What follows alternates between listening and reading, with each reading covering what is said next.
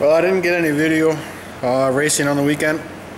I probably should have. You know, I put the helmet cam on at least, but you know, I was busy doing my thing with the racing and stuff. But everything went well with my car. I ran an 822 at 167, but I think my torque converter is gone, so I got another one coming from another racer had a used one. I'm going to try that this weekend.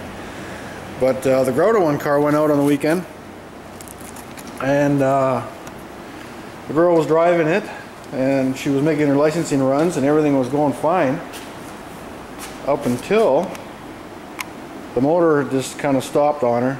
It just quit working. She thought it was out of fuel, but they towed her back, and it turns out that the motor was broken.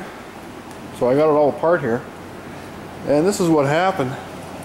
The lifter, the roller lifter, broke, let go, got jammed in the block, and I guess it got jammed past the oil passage, and the oil was just flowing past it, because when they started it up in the pits they said it was hammering with no oil pressure. So I'm thinking, well, it broke a rod or something.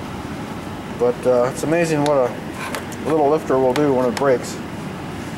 But I mean, this one here, the roller is gone too. It was about to break too. So you know, this was a motor that the customer had found on Racing Junk or eBay or something, and he got a really good deal on it. And but we don't know how many runs it had on it before he bought it, and it's been in use now for the last 5 seasons without any maintenance. So you know, it was bound to happen eventually. But the interesting thing is, I couldn't find the roller, you know, from the lifter. The roller is gone completely. I don't know where it is. That's all I found was bits. This is probably bits of the roller, I guess. But the shaft that holds the roller is embedded in the block right there. Well, you can see it with the light, but it's jammed right in there. It looks like it hit here, and then I guess it went around a few times, and it got jammed in there. I'm turning the crank over, and oh, there's a rough spot, you know, where it won't turn over, and I guess that's what it was hitting right there. But so I'm sure that cylinder is probably distorted a little bit.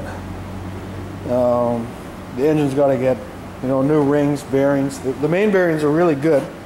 A couple of them are, you know, just kind of peeling a little bit, but all in all, it's not really that serious. Rings, bearings, probably polish up the crank.